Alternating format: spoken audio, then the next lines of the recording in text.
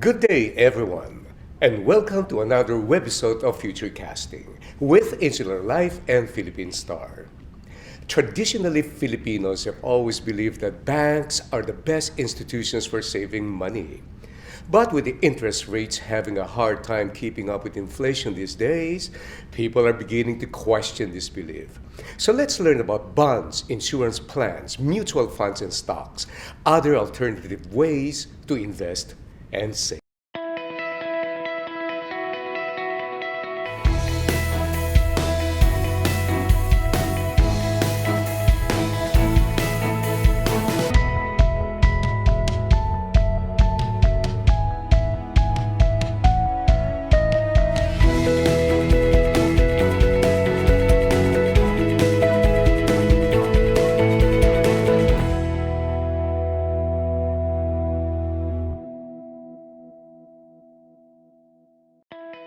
At 33, Manelle Castro is a freelance production manager. For the past 14 years, she is also a co-founder and managing director of Emblem, a special effects and equipment rental company. Today, she is with us to learn more about other investment options available to grow one's savings. Welcome to Futurecasting.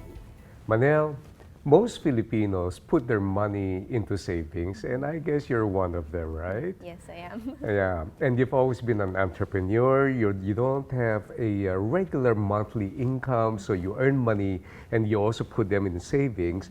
I understand you've got some questions because you want to consider other alternatives naman. So Yes. can you tell me more about it? Yes. Since I was a kid, that's all I know about sa banking, savings accounts. So since I started working, and since I started my business, Yes. all my money I put into a savings account. A savings account. But I want my money to grow more. Oo. So I want Oo. to know more about other venues na pwede kong Yeah. paglagyan ng pera ko. So Oo.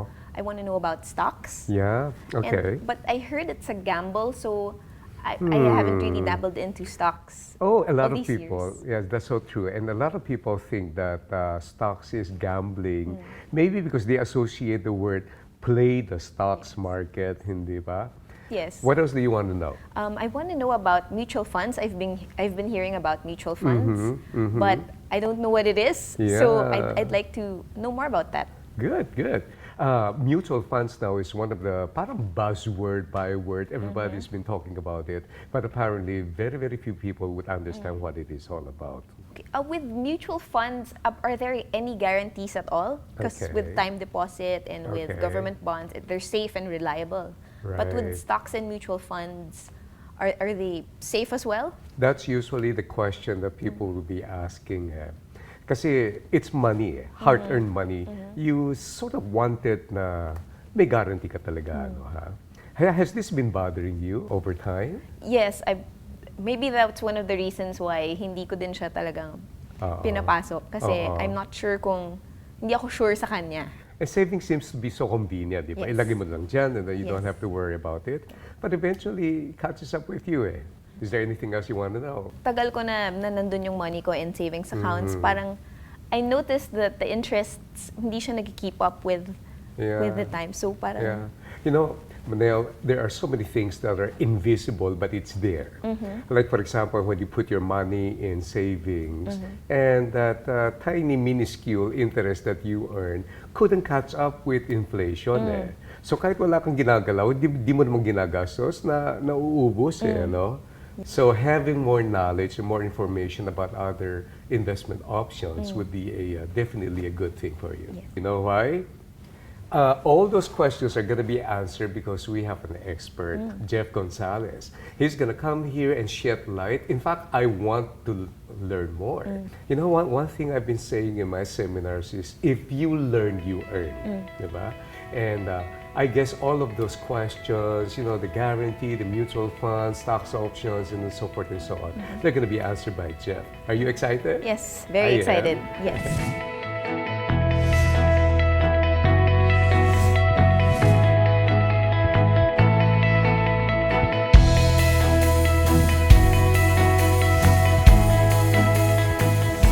20 years in the financial services, Sir Jeff. Yeah, that's correct, yeah.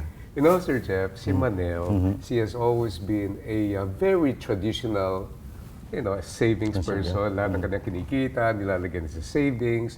Now she's got so many questions. Alright, She would like to okay. consider other investment options. So si Sir Jeff ngayon is the best person who can shed light to all the questions we wanted to ask. So Yeah. Sir Jeff, could you share some ideas with us naman? I have here a picture of an orange and an apple, no? Which one would you like? Which one do you like better? Yung apple, sir. Why apple? Because I like to eat it more than the oranges. More than the orange, no? Now, pagdating sa investment kasi na whatever investment that we choose, no, is really based on our preferences, no? Okay. But what we must realize is that in all investments available in the market today, it just can be grouped into two major categories. Two no? major categories. The first category is the so-called lending type of investment. The other category is the so-called owning type of investment. Okay. No? Now, lending type of investment, in terms of its characteristic, no, are the types of investment that pays a fixed interest and that would have a fixed term. Yes. As a result, it gives an impression of certainty, leading to a feeling of safety for investors. no? So, Sir Jeff, karamihan Yeah. ng Filipinos, this is what they do, Yeah, right? yeah, it's more behavioral, it's Yes, psychological. No? yes. Now, the owning type of investment might not be too popular with Filipino investors because yung characteristic on how people make money is just based on the requirement no, that the asset should appreciate in value. Just by a few sentences, Sir Jeff, talaga I'm beginning to learn na. Ano? Can you imagine, can you equate money with apples and oranges, di ba? Yeah, yes, sir. Okay, now, yung sa owning type of investment, it looks scary for the very simple reason that the earnings are quite uncertain. No? As of today, if, for example, I bought a share of San Miguel Corporation, no, I could not compute exactly how much money I'm going to make in the next 30 days, and that scares me. no?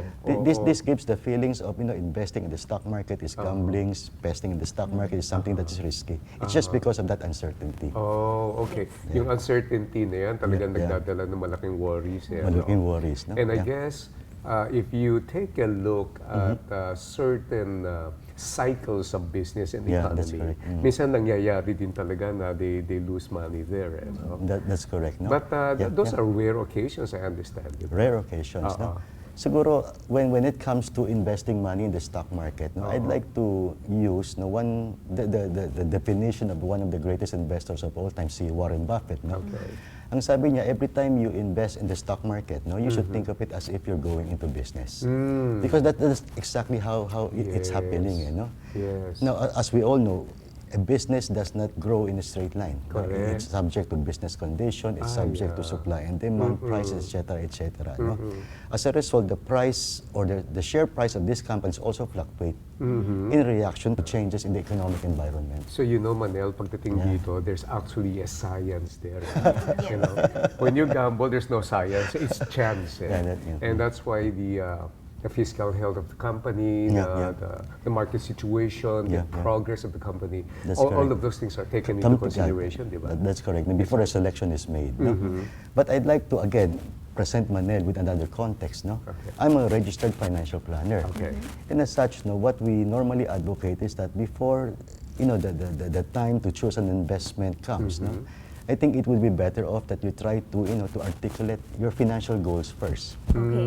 Right now, one of the key success whenever you make an investment is that you have to let time take its course. No? Like for stock market investing, especially investing in the stock market, no, one key point there or one key reason why people are successful is because people can really hold on to it for a longer period of time. I like the comparison between apples and oranges, so it's really your choice whether you want an apple or you want an orange.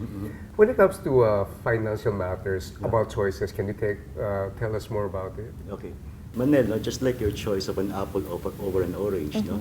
The choice of investment also involves you making choices between two, what we call major groupings of investment. No? The first group of investment belongs to the so-called lending type of investment. These are the type of investment that pays a fixed interest and would have a fixed maturity. In this group would be time deposit and savings account. It may be that the type of investment that you're familiar with as of the moment. No? Now, the other type of investment has something to do with the owning type of investment.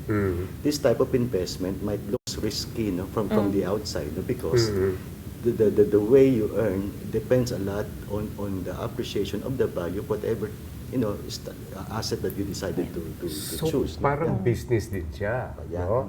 It's running a business. Kasi I've been in business for my entire life. So hindi naman lahat ng oras bumibenta, hindi naman lahat ng oras kumikita. But in the long run, talagang it should be run like a business. So it's not something that you gamble with. That's Yeah, we always talk about risks and everything else involved in investment. You know?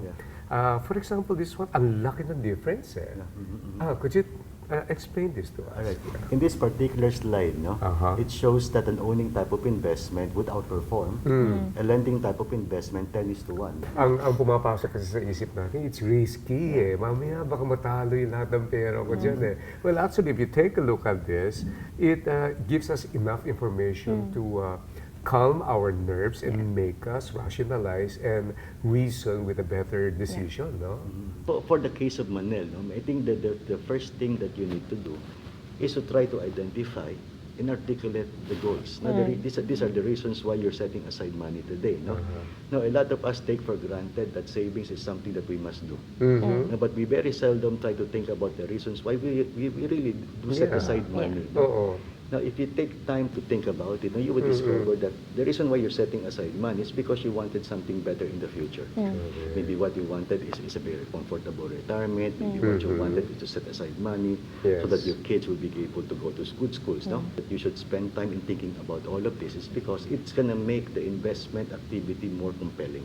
Oh, okay, okay. Now, remember when we recommend that stock investment should be held over the long term, holding it for 10 to 15 years is a very challenging task. Imagine 10, 15 years, di mo gagalawin yung pera mo. That's very difficult. No? Right. So if you're not investing for something that is quite important to you, malamang dyan, every weekend, pag nakakita ka ng sale, magagalaw mo. So before you choose an investment, I would advise you to first spend time, articulate, try to find the meaning on why you're making all of this saving and investing. Okay. You know, I just realized one thing in the field of business. A lot of people enter business without knowing the why. Sabi nila, opportunity to, kikita ko ng pera dito. That's not exactly hindi complete no? But once you articulate, Manelle, at alam mo kung ano talagang goal mo, then it shoots with your need, and then you have the right product that can fill in your need. No? Okay. If I may show you yung performance namin since we launched the fund in 2005, you would see that it's quite decent as compared to what you're getting from a typical savings account. The fixed income fund is a fund that we invest in bonds, treasury bills, etc. etc. It has an annual average return of around 7% net since 2005. Yung balance fund namin, this fund invests a portion of the money already in the stock market, generated a return of 12.31% per annum. While our equity fund, I'm very happy to say, is making at least 20% a year, and this is since 2005. So, bali yung option mo is that first, you look at your goals. And I'm sure all of these goals you can lay along a timeline. A timeline is when these goals will happen. Money intended for short-term goals, that's the portion you keep in your savings account because you need the liquidity. Yes, right? yes. Yung money intended for medium to long-term goals, that means for goals happening 5 years and beyond, that's the portion of your money that you consider placing in professionally managed funds like this. You know, Manelle, di ba, nasa events ka? Yes. And that's your area of competence and expertise. And we understand kung saan ka magaling, dapat yun yung field mo, no? When it comes to money, we consult the expert. Yes. And we get ideas from them. And I think one of the reasons kung bakit takot yung iba, because number one, they don't know who to ask. Yes. No? Yes. And number two, they don't know the questions that they need to ask. Pero ang gustong-gusto ko marinig sa inyo, yung you have to sit down and realize, ano ba talaga ang goal ko? Ano ang pangangailangan ko? So you gotta spend time and it's nice to know that there's actually people who can help us. Yeah. In other words, ask the experts. Yes. Sir Jeff, maraming salamat. Maraming salamat. I've learned so much in such a too. short time. And Manelle, parang nakikita ko, excited ka na, no? Manelle. Well, thank you very much.